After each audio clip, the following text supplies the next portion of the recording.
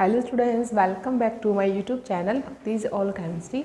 आज हम स्टार्ट करते हैं इस वीडियो में क्लास 10th का chapter carbon and its compound. मतलब स्टूडेंट्स, ये हमारा चैप्टर जो क्लास 10th की साइंस क्लास में एनसीईआरटी में है, कार्बन और उसके यौगिक, सबसे ज़्यादा इंटरेस्टिंग चैप्टर है, सबसे ज़्यादा इजी चैप्टर है और उतना ही ज़्यादा ये चैप्टर बहुत ज़्यादा आपका इम्पोर्टेंट चैप्टर है। तो स्टूडेंट्स, अब बात करते हैं हम चैप्टर के बारे में कि कार्बन और उसके यौगिक। तो स्टूडेंट, हम डालते हैं यहाँ पे चैप्टर का नाम कार्बन एंड इट्स कंपाउंड। तो स्टूडेंट, जैसे कि नाम से हमें पता है कि कार्बन, ठीक है स्टूडेंट्स, तो कार्बन, बेटा अब बात करें हम लोग कार्बन की, तो कार्बन क्या होता है, ठीक है। कार्बन हमारे डेली लाइफ में कहाँ कहाँ पर है, मतलब आपकी पूरे वर्ल्ड में, मतलब सब कुछ हम कहेंगे तो आपके हर चीज़ में क्या है स्टूडेंट्स, कार्बन अवेलेबल है। तो सबसे पहले हमें ये पता होना चाहिए, देखिए चैप्टर है हमारा कार्बन एंड इट्स कंपाउंड। तो इस चैप्टर में जो आपका कार्बन है, तो सबसे पहले फर्स्ट ऑफ ऑल हमें पता होना चाहिए कि कार्बन वर्ड कहाँ से आया, कार्बन है क्या। तो स्टूडेंट, सबसे पहले आपको पता होना चाहिए कि लैटिन भाषा का एक वर्ड है कार्बो, राइट स्टूडेंट्स।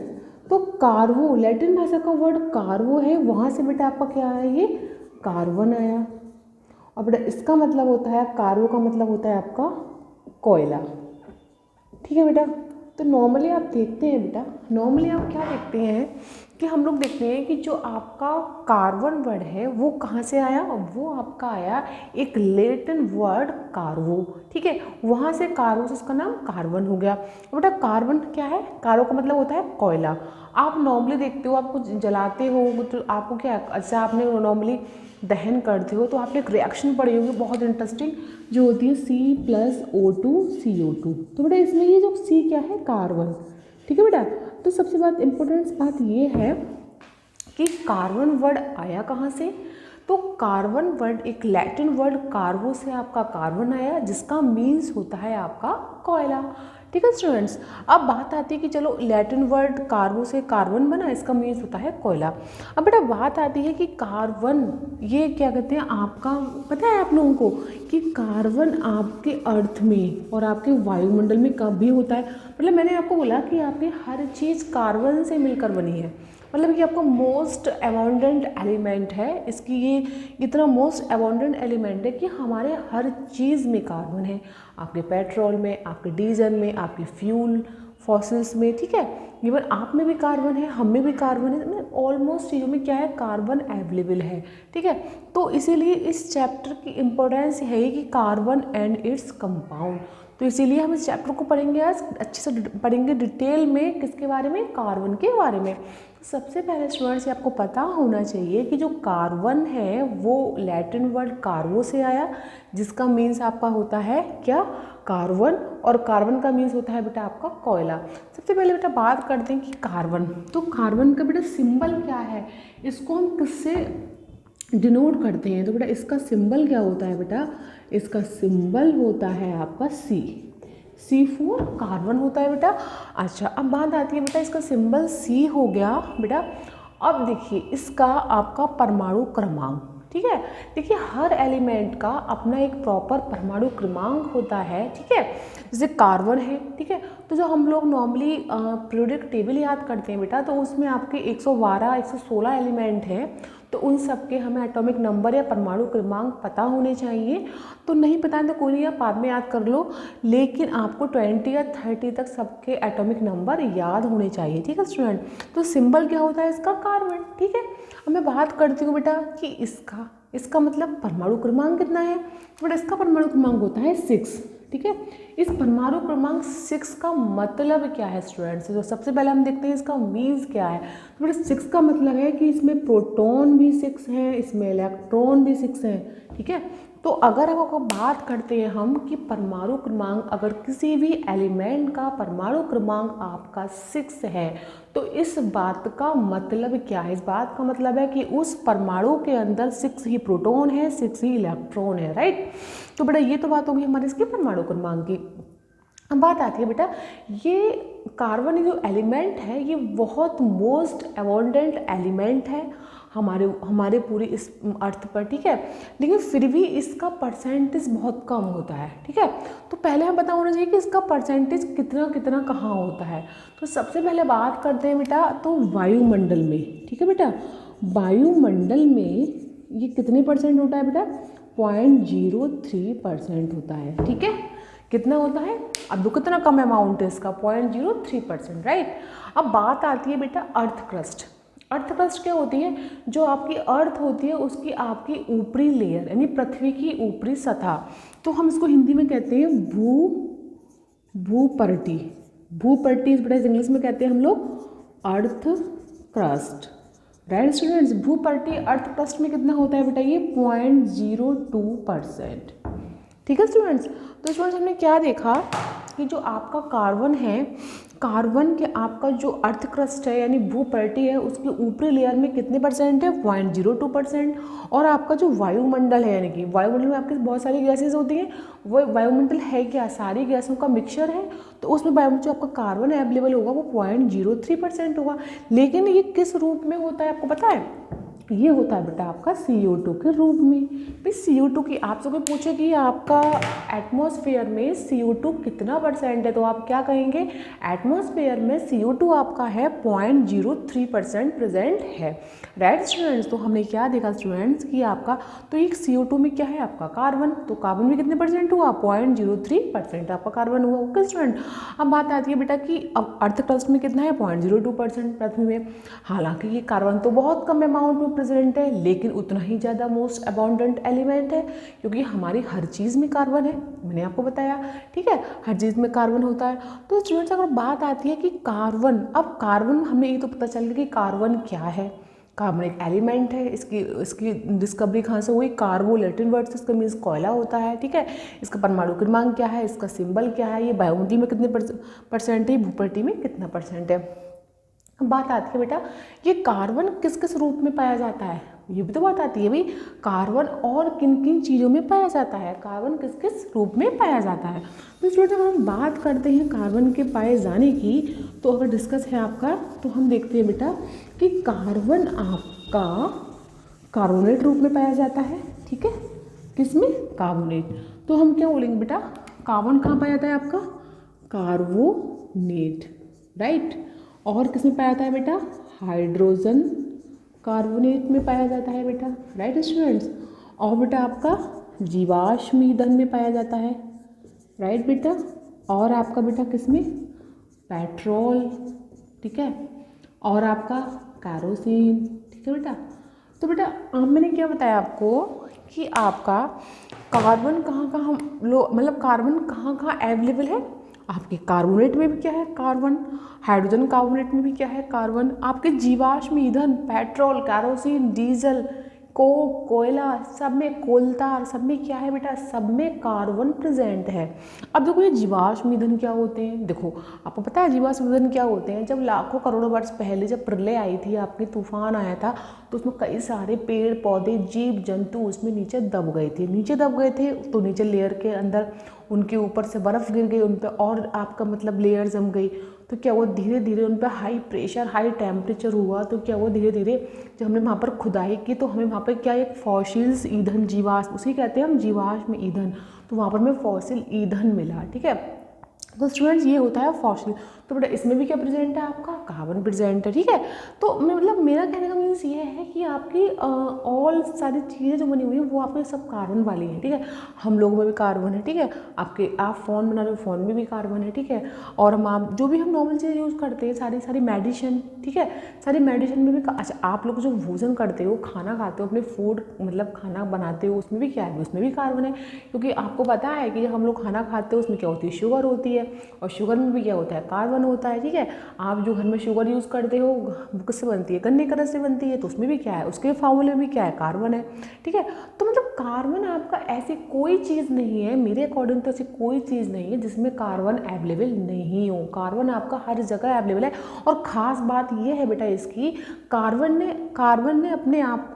ने सबको बांध रखा है, लेकिन कार्बन की परसेंटेज बहुत कम है, लेकिन ये हर जगह आपका अवेलेबल होता है। जितनी भी प्लास्टिक की चीज़ें हैं आपकी, जितना प्लास्टिक आप पॉलीथीन, मतलब प्लास्टिक से रिलेटेड कुछ भी हो, पॉलीथीन बैग, सभी में क्या होता है स्टूडेंट, सभी में कार्बन है। इवन जो हम कपड़े पहनते हैं तो कपड़े जिस सिंथेटिक फाइबर से बनते हैं बेटा, उसमें भी कार्बन होता है। तो सोचिए कार्बन का इतना बड़ा रोल है कि कार्बन हर चीज़ में अवेलेबल है। तो उसी के पॉइंट ऑफ व्यू से ये आपका चैप्टर आपके सिलेबस में रखा गया, कार्बन एंड इट्स कंपाउंड, कि कार्बन क्या है और उसके कंपाउंड कौन कौन से होते हैं। तो स्टूडेंट ये तो बात हुई कार्बन आपका इसमें अवेलेबल है, प्रेजेंट है, ठीक है बेटा। अब बात आती है कि भाई कार्बन तो सारी चीज़ में प्रेजेंट अवेलेबल है, ठीक है, लेकिन कार्बन की खास प्रॉपर्टी होती है स्टूडेंट्स, क्या होती है कि कार्बन अपने आप से सभी को बांधे रखता है। मतलब कार्बन ने सभी को अपने आप से बांध रखा है, इसका तभी तो आपका हर जगह कार्बन, हर चीज़ में क्या प्रेजेंट है, कार्बन प्रेजेंट है, ठीक है। अब बात आती है बेटा कार्बन का एक नेचर होता है, ठीक है। कार्बन का एक नेचर कैसा होता है वो हम देख लेते हैं। तो बेटा कार्बन का एक नेचर कैसा होता है बेटा, कार्बन का नेचर होता है वर्साटाइल नेचर, ठीक है बेटा। तो कार्बन का वर्साटाइल नेचर होता है। ये वर्साटाइल नेचर क्या होता है आपको पता है? वर्साटाइल नेचर का मीन्स होता है कि कार्बन एक पीरियोडिक टेबल में, ठीक है, हालांकि कार्बन कैसा है आपका, कार्बन एक अधातु है, ठीक है, ये आपके नॉन मेटल्स में आता है। कार्बन आपका पीरियोडिक टेबल में पी ब्लॉक का एलिमेंट है, ये आपको पता है, ये पी ब्लॉक में आता है। और पी ब्लॉक एक ऐसा ब्लॉक है जिसमें धातु, अधातु, उपधातु तीनों ही प्रेजेंट है, राइट स्टूडेंट्स। तो कार्बन क्या है, अपने आप में एक नॉन मेटल्स है। तो कार्बन का जो नेचर है बेटा वर्साटाइल नेचर है। वर्साटाइल नेचर का मीन्स क्या है कि कार्बन हर किसी से बॉन्डिंग कर लेता है, हर किसी से रिएक्शन कर लेता है, हर किसी से कंपाउंड बनाता है। तो इस नेचर की वजह से हम कहते हैं कार्बन का वर्साटाइल नेचर। जैसे कि आपको पता है ना, नॉर्मली कुछ लोग होते हैं इस नेचर के, वर्साटाइल नेचर के होते हैं, वो हर किसी से बोलते हैं, हर किसी से मतलब अपना बॉन्डिंग बनाते हैं, हर किसी से अपने बोलने की उनके अंदर इच्छा होती है, मतलब अपने आप को हर किसी के साथ एडजस्ट कर लेते हैं, उनका एडजस्टमेंट हर किसी के साथ हो जाता है, तो उसको हम बोलते हैं वर्साटाइल नेचर। तो बेटा सेम टू सेम जैसे आपका कार्बन का भी यही नेचर है, कार्बन का जो नेचर है वो बेटा आपका होता है वर्साटाइल नेचर, राइट स्टूडेंट। तो कार्बन का वर्साटाइल नेचर का मीन्स क्या है कि कार्बन ऑक्सीजन से भी क्रिया कर लेगा, कार्बन नाइट्रोजन से भी क्रिया कर लेगा, कार्बन हाइड्रोजन से भी क्रिया कर लेगा, कार्बन सल्फर से भी क्रिया कर लेगा, ठीक है। कार्बन आपका हेलोजन, मतलब इवन मेरा मीन्स कहने का ये है कि कार्बन इकलौता ऐसा एलिमेंट है जो दूसरे हर एलिमेंट के साथ, हर किसी के साथ कंपाउंड बना लेता है, रिएक्शन कर लेता है और कई सारे कंपाउंड्स बनाता है। इसी वजह से हम कहते हैं कि कार्बन का जो नेचर होता है बेटा वो वर्साटाइल नेचर होता है, ठीक है। तो कार्बन ऑक्सीजन नाइट्रोजन सभी से रिएक्शन कर रहा है। और इसकी खास प्रॉपर्टीज और होती है बेटा, कार्बन लॉन्ग चेन बना सकता है। कार्बन इसका एक प्रॉपर्टी होती है कैटिनेशन, जिसको हम कहते हैं कैटिनेशन। कैटिनेशन का मीन्स होता है कि कार्बन की अपनी एक प्रॉपर्टी है, एक गॉड गिफ्ट है कि वो एक लंबी से लंबी चेन बना सकता है, जिसमें कई सारे कार्बन आपस में जुड़कर एक लंबी लॉन्ग चेन बना सकते हैं, जिसे हम कहते हैं कार्बन की कैटिनेशन प्रॉपर्टी। तो कार्बन की इस कैटिनेशन प्रॉपर्टी की वजह से ही आज हमें कार्बन के लाखों कंपाउंड्स पता है, ठीक है, किसमें, ऑर्गेनिक केमिस्ट्री में, ठीक है बेटा।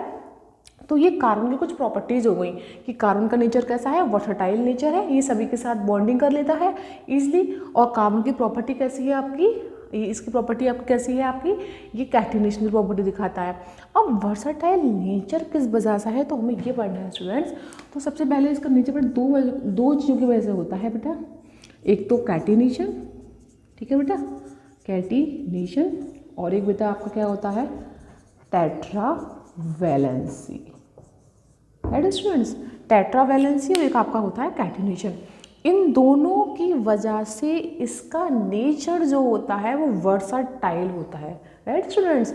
तो कैटिनेशन क्या मैंने आपको बताया, कैटिनेशन का मतलब है कि कई सारे कार्बन आपस में जुड़ एक लॉन्ग चेन बना देते हैं, तो उसे हम कहते हैं कैटिनेशन। टेट्रावैलेंसी का मतलब क्या है, आपको पता है कार्बन की वैलेंसी 4 होती है, ठीक है। कार्बन की वैलेंसी कितनी होती है स्टूडेंट्स, कार्बन की वैलेंसी 4 होती है। अब कार्बन की वैलेंसी 4 कैसे होती है हम ये देखते हैं स्टूडेंट्स। तो सबसे पहले स्टूडेंट मैंने आपको बताया था कि कार्बन का अगर बात करें बेटा, तो कार्बन जो आपका होता है, मुझे बताइए कि कार्बन का परमाणु क्रमांक कितना होता है बेटा, एटॉमिक नंबर 6 होता है, राइट। तो कार्बन का एटॉमिक नंबर 6 होता है स्टूडेंट, तो इसकी वैलेंसी कैसे हम फाउंड करेंगे, देखते हैं अभी। देखो कैसे करते हैं फाउंड।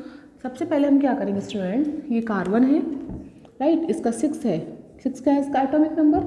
तो बेटा इसके हम जो इलेक्ट्रॉन का डिस्ट्रीब्यूशन करते हैं, तो हम पढ़ते हैं बोरवरी के अकॉर्डिंग। बोरवरी एक साइंटिस्ट था, उसने इलेक्ट्रॉन का डिस्ट्रीब्यूशन किया, कैसे हम इलेक्ट्रॉन फ्लिंग करते हैं। उसके लिए पहले आपके सब शेल में, पहले कोश में कितने इलेक्ट्रॉन होने चाहिए, 2, ठीक है।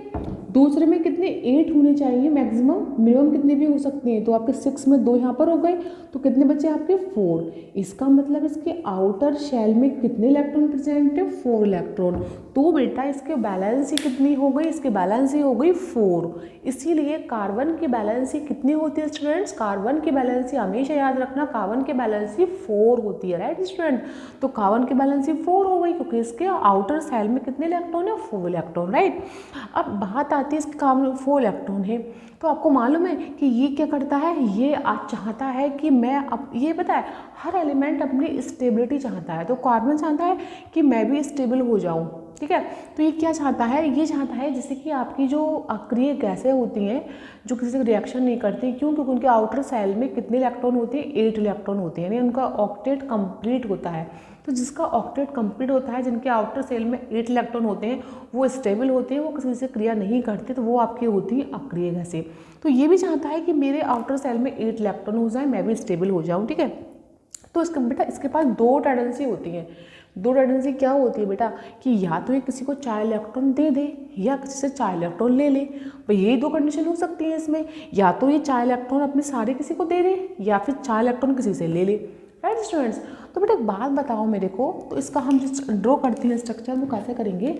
ये बेटा हमारा है कार्बन, ठीक है, ये कार्बन है, इसके यहाँ पे बेटा कितने इलेक्ट्रॉन है, 2 इलेक्ट्रॉन है, और बेटा इस वाले में कितने हैं आपके 4 इलेक्ट्रॉन है, राइट स्टूडेंट्स, ठीक है। ये 2 हो गए इसमें आपके 4 हो गए, बिल्कुल सही। ये तो उसकी बैलेंस कितनी हो गई 4। अब इसमें बेटा 2 कंडीशन हो सकती हैं। 2 कंडीशन क्या हो सकती है स्टूडेंट्स इसकी, ये हो सकती है भाई या तो ये किसी को 4 इलेक्ट्रॉन दे तो +4 आएगा, या 4 इलेक्ट्रॉन ले तो -4 आएगा, राइट स्टूडेंट्स। अब मुझे एक बात बताओ, क्या आपको पता है कि मैंने आपको बताया कि कार्बन के एटॉमिक नंबर 6 है, इसका मतलब उसमें 6 ही प्रोटॉन है एंड 6 ही क्या है, उसमें इलेक्ट्रॉन है, राइट। तो एक बात बताओ बेटा, तो उसमें 6 प्रोटॉन 6 इलेक्ट्रॉन को अपने अट्रैक्शन में रखते हैं, ये पता है ना आपको। भाई यहाँ पर क्या है, यहाँ पर सेंटर में क्या होते हैं, प्रोटॉन होती है, भाई उसके न्यूक्लियस में क्या होती है, प्रोटॉन होते हैं और न्यूट्रॉन होते हैं। तो इसमें कितने इलेक्ट्रॉन है, 1 2 3 4 5 6, इसमें बेटा 6 इलेक्ट्रॉन है, तो 6 ही क्या होंगे, इसमें प्रोटॉन होंगे। तो बेटा सेंटर में जो है बीच में, इसमें क्या है, 6 प्रोटॉन 6 इलेक्ट्रॉन को अट्रैक्ट रखते हैं, अपने पास रखते हैं अट्रैक्शन करके, ठीक है। यदि बेटा मैं आपसे कहूँ कि इन 6 प्रोटॉन के पास 6 इलेक्ट्रॉन तो ऑलरेडी हैं, और यदि कार्बन को 4 इलेक्ट्रॉन और दे दी जाए स्टूडेंट्स, तो ये क्या होगा, यदि कार्बन को हम 4 इलेक्ट्रॉन और देते हैं तो उसके पास टोटल इलेक्ट्रॉन 10 हो जाएंगे, राइट। जब इस पर 10 हो जाएंगे तो बेटा 6 प्रोटॉन है और इलेक्ट्रॉन हो जाएंगे 10। इसका मतलब क्या, 6 प्रोटॉन 10 इलेक्ट्रॉन को अपने पास नहीं रख पाएंगे सही से, उनकी स्टेबिलिटी बिगड़ जाएगी, वो स्टेबल नहीं रह पाएंगे, ठीक है।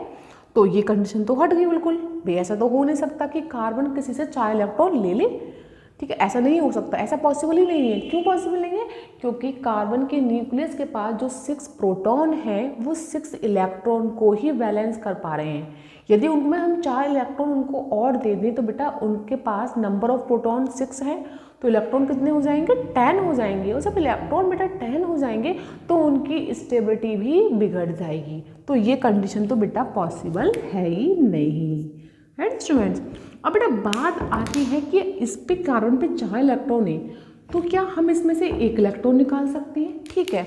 आपने 1 इलेक्ट्रॉन निकाल लिया बहुत आसानी से। अब आपने दूसरा इलेक्ट्रॉन निकालने पहुँचे, तो भाई दूसरा इलेक्ट्रॉन इतनी आसानी से नहीं निकाल पाओगे। क्यों? क्योंकि प्रोटॉन पहले से ही अवेयर हो गया है कि उसका एक इलेक्ट्रॉन जा चुका है, तो वो दूसरे इलेक्ट्रॉन को आसानी से नहीं निकलने देगा। चलो आपने दूसरा इलेक्ट्रॉन निकाल भी लिया बहुत एनर्जी देके, तो 2 निकाल लिए, अब तीसरा निकालने जाओगे तो तीसरे में तो और ज़्यादा एनर्जी देनी पड़ेगी हमें, नहीं निकल पाएगा इसका इलेक्ट्रॉन तीसरा। और चौथे में तो आते आते आते बहुत ज़्यादा एनर्जी देनी पड़ेगी, इलेक्ट्रॉन चौथा नहीं निकल पाएगा। क्यों? क्योंकि प्रोटॉन अपने आप में धीरे धीरे क्या होगा, उसको पकड़ के रखेगा, जकड़ के रखेगा। फिर प्रोटॉन कहाँ होता है? सेंटर में। आपने पहले इससे एक इलेक्ट्रॉन निकाला तो प्रोटॉन ने दूसरे को नहीं निकलने दिया, उसको बहुत ताकत से जकड़ के रख लिया। जब आपने 2 इलेक्ट्रॉन निकाले फिर प्रोटॉन ने इसको पकड़ लिया। क्यों? आपके इलेक्ट्रॉन कम होते जा रहे हैं तो प्रोटॉन क्या करेगा, बहुत ताकत से उसको पकड़ कर रखेगा। तो हमें इलेक्ट्रॉन को निकालने में बहुत बहुत एनर्जी की ज़रूरत पड़ेगी, जो कि पॉसिबल नहीं है। तो बेटा ये प्रोसेस भी हमारा कट गया, ठीक है। तो मतलब फिर फाइनली बचा क्या? फाइनली ये बचा कि कार्बन ना तो किसी से 4 इलेक्ट्रॉन ले सकता है, क्योंकि अगर ले लेगा तो उसकी स्टेबिलिटी गड़बड़ हो जाएगी, प्रोटॉन उसको बैलेंस नहीं कर पाएंगे, इलेक्ट्रॉन ज़्यादा हो जाएंगे। और ना ही किसी को 4 इलेक्ट्रॉन डोनेट कर सकता है। कोई डोनेट करेगा तो प्रोटॉन क्या करेगा, उसको नहीं जाने देगा, उसको बहुत टाइटली पकड़ कर रखेगा, मैं बहुत एनर्जी लगानी पड़ेगी। तो ये दोनों कंडीशन बेटा फेल हो गई इसमें। अब देखिए कार्बन का फिर क्या कंडीशन बची? फिर कार्बन के पास बेटा एक ही कंडीशन बची कि ये बस क्या, ये सिर्फ साझा कर सकता है। साझा क्या कर सकता है बेटा? ये ओनली साझा कर सकता है। और साझा कैसे करेगा बेटा? ये देखिए साझा करेगा आपका, इसे बोलते हैं शेयरिंग। ये क्या कर सकता है बेटा? शेयरिंग कर सकता है। शेयरिंग में क्या होगा बेटा? नहीं किसी को लेना नहीं किसी को देना, उन दोनों की शेयरिंग में रहेगा। तभी बेटा हम लोग कहते हैं कि कार्बन के पास एक खुद की अपनी टेंडेंसी होती है कि वो कुछ नहीं कर सकता, वो सिंपली शेयरिंग कर सकता है, साझा कर सकता है। ना किसी को इलेक्ट्रॉन डोनेट कर सकता है, ना किसी से पूरा इलेक्ट्रॉन ले सकता है, बल्कि ओनली साझा कर सकता है। इसीलिए हम कहते हैं कि कार्बन जो होता है जब साझा करता है, शेयरिंग करता है, तो कार्बन कौन सी बॉन्डिंग बनाता है? तो बेटा कार्बन बनाता है आपका कोवैलेंट बॉन्ड। समझ गए बेटा? कौन सी बॉन्ड बनाता है बेटा आपका carbon? Covalent bond. Right student? तो हमने क्या देखा स्टूडेंट कि कार्बन की एक प्रॉपर्टी होती है कि कार्बन क्या बनाता है? कार्बन बनाता है आपका कोवैलेंट बॉन्ड। कैसे बॉन्ड बनाएगा कार्बन आपका? कार्बन बनाएगा हमेशा कोवैलेंट बॉन्ड। क्यों? क्यों कार्बन क्या करता है हमेशा? कार्बन आपका हमेशा क्या करता है बेटा? साझेदारी करता है। ठीक है, क्यों करता है बेटा कार्बन साझेदारी? आपको हमने देख लिया कि कार्बन इसलिए साझेदारी करता है क्योंकि इसके पास ना तो इलेक्ट्रॉन डोनेट करने की टेंडेंसी है, ना इलेक्ट्रॉन लेने की टेंडेंसी, बस ये साझा करेगा। तो कौन सी बॉन्ड बनेगा साझा करने पर? Covalent bond. ठीक, तो बेटा कार्बन हमेशा कौन सा बनाता है? आपका कोवैलेंट। इसे हम बोलते हैं, इसे बेटा हम हिंदी में बोलते हैं सहसंयोजक बंध। ठीक है बेटा, सहसंयोजक बंध।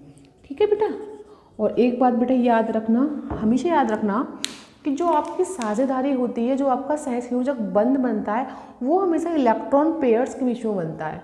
हमेशा किसमें बनता है? इलेक्ट्रॉन पेयर्स के बीच में। उसमें एक इलेक्ट्रॉन पेयर होता है। ठीक है, यदि एक इलेक्ट्रॉन पेयर की साझेदारी होगी तो सिंगल बॉन्ड बनेगा, 2 इलेक्ट्रॉन की होगी तो डबल बॉन्ड बनेगा, और 3 इलेक्ट्रॉन की होगी तो बेटा कौन सा बॉन्ड बनेगा? आपका ट्रिपल बॉन्ड बनेगा। Right student? तो बेटा ये हमारा हो गया सहसंयोजक बंध। ठीक है, अब बेटा हम जैसे एग्जाम्पल लेते हैं इसका, जैसे हम बनाते हैं CH4। ठीक है स्टूडेंट, तो CH4 हम कैसे बनाएंगे स्टूडेंट? देखते हैं अभी यहाँ पे CH4 में क्या होगा? नॉर्मल उसमें बेटा 4 उसमें आपके क्या होंगे? हाइड्रोजन होंगे, और आपका सेंटर में क्या होगा बेटा? कार्बन होगा। Right student?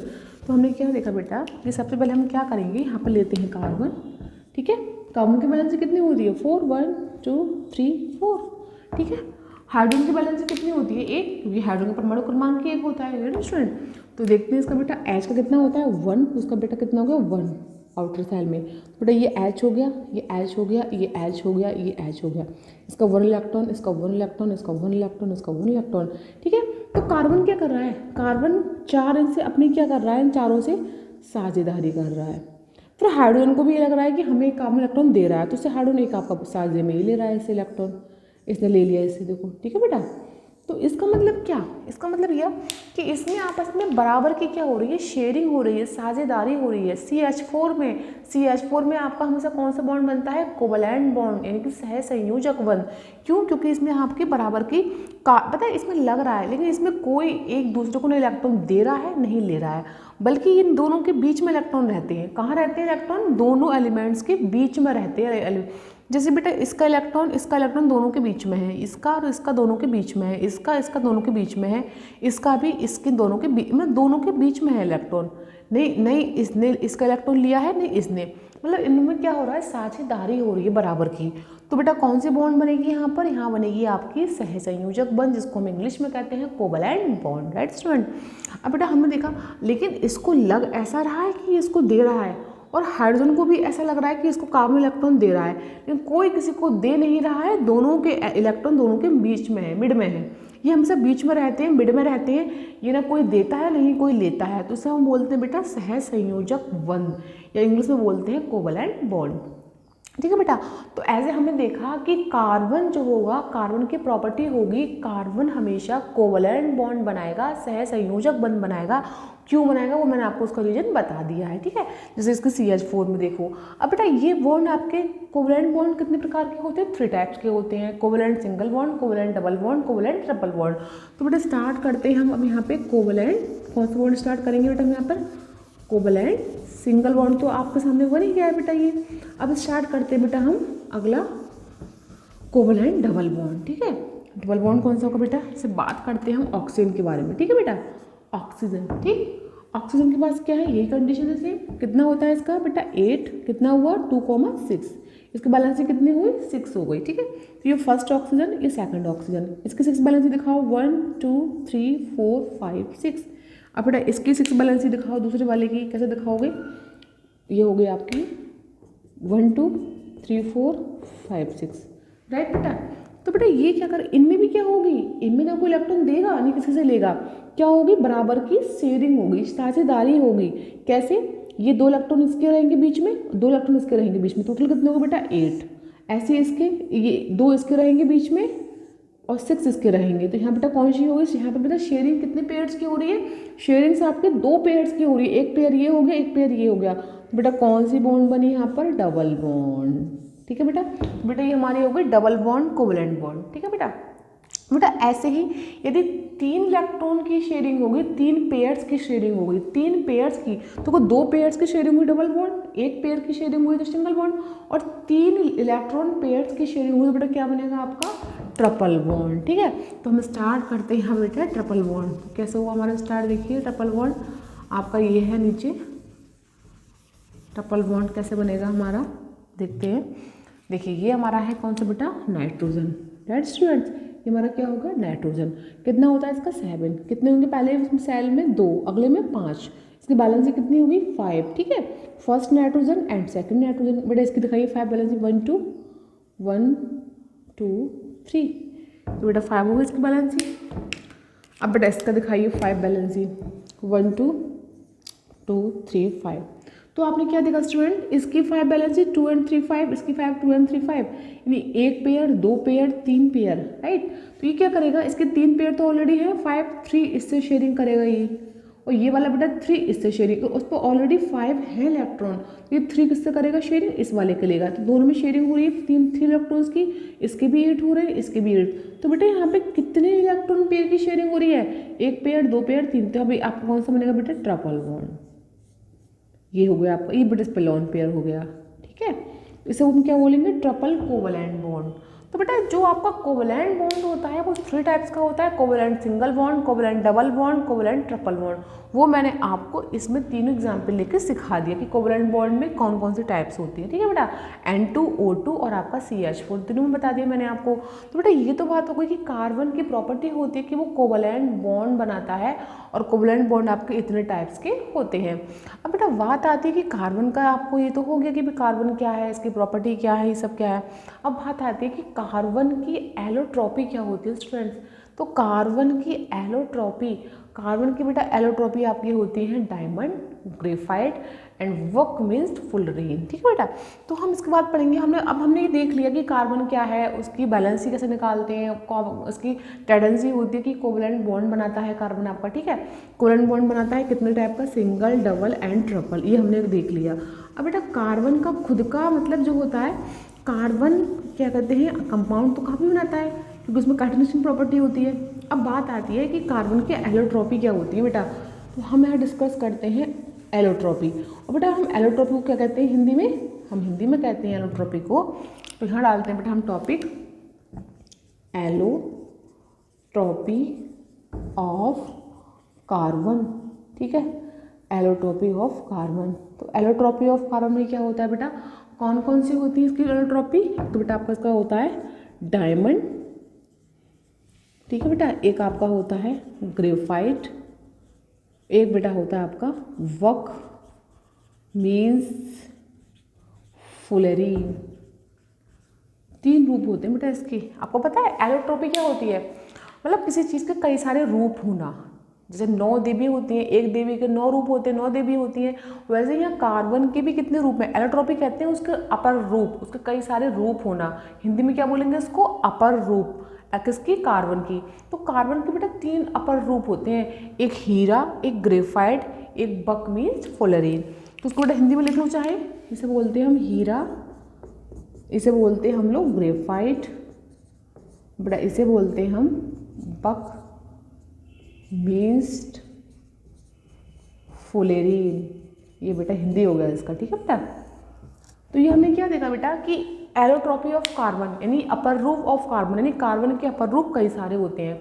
ठीक है, तो कार्बन के अपर रूप कौन कौन से होते हैं, तो हीरा, एक ग्रेफाइट, एक बक मीन्स फुलरीन होता है कार्बन का अपर रूप। ठीक है बेटा, तो हमने क्या देखा कि बक मीन्स फुलरीन और ग्रेफाइट, हीरा, तो ये सब क्या है आपके एलोट्रॉपी ऑफ कार्बन या कार्बन के अपर रूप हैं। ठीक है, अपर रूप क्या होते हैं बेटा कि उनका बेटा उनके जो होते हैं आपके जो दिखने में होता है स्ट्रक्चर, उसका बेटा केमिकल फार्मूला तो क्या होता है आपका, उसका मॉलिक्यूलर फार्मूला सेम होता है, लेकिन उसका स्ट्रक्चर फार्मूला चेंज हो जाता है। अभी आपके क्या होते हैं, ये तो होता है एलोट्रॉपी, अभी है तो ये भी कार्बन कार्बन, लेकिन उनका क्या होगा, उनका स्ट्रक्चर चेंज हो जाएगा। अगर मैं डायमंड का बनाती हूँ स्ट्रक्चर चेंज होगा, ग्रेफाइट का बनाती हूँ उसका भी चेंज होगा, और बक मीन्स फुलरीन का भी क्या होगा आपका चेंज होगा। इनके क्या हो बेटा, इनके स्ट्रक्चर क्या हो सबके चेंज हो जाएंगे। ठीक है, बाकी इनकी जो प्रॉपर्टीज़ है केमिकल प्रॉपर्टीज वो इनकी सेम रहेंगी, तो केमिकल प्रॉपर्टी सेम रहेंगी, फिजिकल चेंज हो जाएंगे, तो हमसे क्या बोलेंगे एलोट्रॉपी ऑफ कार्बन। जैसे बात करते हैं बेटा हम डायमंड की। ठीक है, हीरा को हम बात समझते हैं। अब हीरा क्या अपने आप में, हीरा आपका प्रकृति में सबसे ज़्यादा कठोर पदार्थ माना जाता है। कभी आपसे क्वेश्चन पूछता है कि प्रकृति में सबसे ज़्यादा कठोर पदार्थ क्या होता है, तो आप बोलेंगे प्रकृति में सबसे ज़्यादा कठोर पदार्थ आपका होता है हीरा। ठीक है बेटा, तो हम डिस्कस करते हैं इस हीरे के बारे में। ठीक, तो बेटा हमारा हीरा क्या होता है, अब देखते हैं हम यहाँ पे ये। ठीक है, तो इसमें हम देखेंगे हीरा। ठीक है, तो बेटा हीरे का स्ट्रक्चर कैसा होता है, तो सबसे पहले बात करते हैं बेटा हम हीरा। हीरा आपका कैसा होता है, हीरे की प्रॉपर्टी देखते हैं पहले हम इसका बनाते हैं स्ट्रक्चर। ठीक है बेटा, होता क्या बेटा इसका स्ट्रक्चर, इसमें जो कार्बन होते हैं, अब देखो इसका बेटा होता है षटकोणीय हेक्सागोनल स्ट्रक्चर। से ये बनाया हमने ऐसे, फिर ये बनाया हमने ऐसे, फिर ये बनाया हमने ऐसे, फिर ये बनाया हमने ऐसे, फिर ये बनाया हमने ऐसे, ये और इसको और भी हम एक्सटेंड कर सकते हैं ऐसे ऐसे ऐसे ऐसे ऐसे ऐसे ऐसे यूं यूं यूं यूं। ठीक है, ऐसे, और ये आपका यहाँ पर थोड़ा सा चेंज हो जाएगा बेटा, ये ऐसे ऐसे ऐसे ऐसे, ये बेटा इसका स्ट्रक्चर हो गया बेटा। ठीक है, ये बेटा किसका स्ट्रक्चर है, ये आपका है डायमंड का स्ट्रक्चर, राइट स्टूडेंट। अब बेटा इसमें हुआ क्या, इसमें जो कार्बन है, ये वाला कार्बन इससे, ये वाला कार्बन इससे, ये वाला कार्बन इससे, ये आपस में क्या हो रहा है बेटा, सारे कार्बन इसमें आपके ज्वाइंट हो रहे हैं। क्या हो रहे हैं इसमें बेटा, सारे कार्बन आपके ज्वाइंट हो रहे हैं। देखो ये हो रहे हैं आपके सारे, ये कार्बन इससे, कार्बन इससे, कार्बन, मतलब ये आपस में क्या हो रहे हैं, ये वाले कार्बन पड़ोस वाले कार्बन से क्या आपके बॉन्डिंग कर रहे हैं। ठीक है, कौन सी बॉन्डिंग कर रहे हैं, मैंने क्या बताया, कोवलेंट बॉन्डिंग। तो आपस में कोवलेंट बॉन्डिंग कर रहे हैं सारे में, और इनमें बेटा क्या हो रहा है, ये बॉन्डिंग कर रहे हैं, और इसकी वजह से इनमें क्या हो रहा है, ये बहुत ज़्यादा बॉन्डिंग कर लेते हैं क्लोजली पैक्ड हो जाते हैं, इसीलिए आपका जो डायमंड होता है, हीरा होता है, बहुत ज़्यादा कठोर पदार्थ है।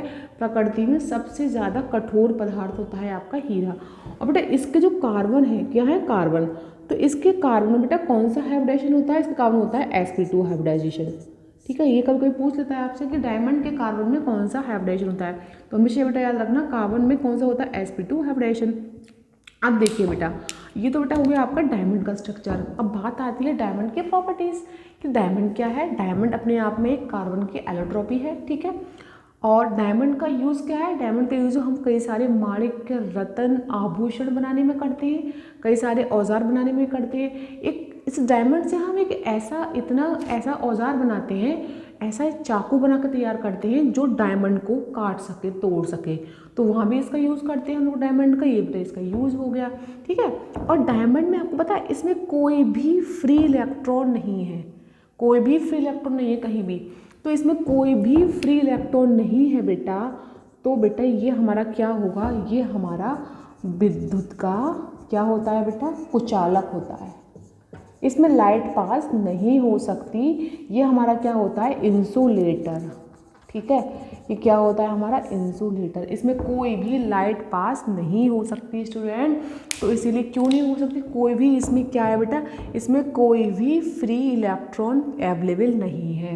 सारे कार्बन दूसरे कार्बन से बॉन्डिंग कर रहे हैं। कौन सी बॉन्डिंग कर रहे हैं यहाँ पर, कोवलेंट बॉन्डिंग कर रहे हैं। यहाँ पर कौन सी बॉन्डिंग कर रहे हैं, कोवलेंट बॉन्डिंग कर रहे हैं, और इसीलिए इसमें कोई भी फ्री इलेक्ट्रॉन नहीं है। इसीलिए यहाँ पर ये क्या है, विद्युत का कुचालक होता है आपका डायमंड हीरा। इसे हम बोलते हैं इंग्लिश में इंसुलेटर, ठीक है। और इसमें बेटा जो कार्बन होते हैं उनमें कौन सा होता है हाइब्रिडाइजेशन, इसमें आपका होता है sp2 हाइब्रिडाइजेशन। ये कोई पूछ लेता है, ठीक है। आपसे पूछोगा कि डायमंड जो है, डायमंड का स्ट्रक्चर कैसा होता है, बेटा इसका होता है हेक्सागोनल। आप देख रहे हैं कई सारे हेक्सागोन मिलकर कैसे इसका बना रहे हैं क्लोजली पैक्ड स्ट्रक्चर। और आपसे पूछेगा कि इतना हार्ड क्यों होता है, ये सबसे ज़्यादा हार्ड है प्रकृति में, क्यों, क्योंकि ये जो इसका जो स्ट्रक्चर है वो कैसा है, क्लोजली पैक्ड है। सारे कार्बन दूसरे कार्बन से मिलकर बहुत टाइटली कोवलेंट बॉन्ड बना रहे हैं और खूब ज़्यादा क्लोजली पैक्ड हो रहा है, इसलिए इसको हम कहते हैं सबसे ज़्यादा कठोर पदार्थ होता है प्रकृति में डायमंड यानी हीरा। तो स्टूडेंट ये तो हमारा रहा स्ट्रक्चर और उसकी प्रॉपर्टीज़ किसकी, डायमंड की, ठीक है स्टूडेंट। अब बेटा ये तो हमने आज की वीडियो में पढ़ा कि भाई एलोट्रॉपी ऑफ कार्बन क्या होता है, उसमें डायमंड का स्ट्रक्चर पढ़ा हम लोगों ने, ठीक है। अब बेटा इसके बाद हम नेक्स्ट पढ़ेंगे कि आपका ग्रेफाइट, जो कार्बन की दूसरी एलोट्रॉपी है ग्रेफाइट। तो ग्रेफाइट की प्रॉपर्टीज़ क्या है, उसके यूजेस क्या हैं, उसके स्ट्रक्चर क्या है। और लास्ट पढ़ेंगे बेटा हम वकमिस्ट फुलेरीन, जो कि इसकी थर्ड लेटेस्ट और एडवांस एलोट्रॉपी है, उसका स्ट्रक्चर क्या है, उसकी प्रॉपर्टीज़ क्या हैं वो पढ़ेंगे। फिर पढ़ेंगे बेटा हम इसके कंपाउंड्स पढ़ेंगे कार्बन के कुछ, ठीक है। और उसके बाद हम इसकी थोड़ा देखेंगे IUPAC क्या होती है, इसकी IUPAC समझेंगे। तो बेटा ये था हमारा आज का वीडियो इस चैप्टर में, कार्बन क्या है, कार्बन की डिस्कवरी कैसे हुई, ठीक है, कार्बन की प्रॉपर्टीज़ क्या हैं, कार्बन की एलोट्रॉपीज़ क्या हैं, ठीक है बेटा। तो आज की वीडियो में हमने इतना ही पढ़ा, और अब जो नेक्स्ट वीडियो में मैं आपको उसके बारे में बताऊंगी कि कार्बन से कौन कौन से कंपाउंड बनते हैं और इसकी IUPAC कैसे बनती है, ठीक है। इसका हम IUPAC नेम कैसे देगा ये, इसकी कार्टेशियन प्रॉपर्टी के अकॉर्डिंग इसके कंपाउंड कौन कौन से बनेंगे। तो बेटा आज की वीडियो हम इतना ही पढ़ेंगे। यदि आपको इस टॉपिक में, कार्बन से रिलेटेड टॉपिक में अगर कोई भी क्वेरीज, कोई भी डाउट, कोई भी क्वेश्चन हो, तो आप मेरे से कमेंट सेक्शन में पूछ सकते हैं। और बाकी का जो इसका बाकी का पोर्शन है बेटा, वो मैं आपको नेक्स्ट वीडियो में कंटिन्यू करूँगी। आज के लिए इतना ही काफ़ी है। Thank you. Hello guys, thanks for watching this video. I hope कि आपको आज का टॉपिक समझ में आया होगा। यदि आपको इस टॉपिक में कोई भी डाउट या क्वेरीज हैं तो आप मेरे से कमेंट सेक्शन में पूछ सकते हैं, मैं उसको नेक्स्ट वीडियो में क्लियर कर दूंगी। और आप मेरी वीडियो को शेयर करें एंड लाइक करें और मेरे चैनल को सब्सक्राइब करें। Thank you.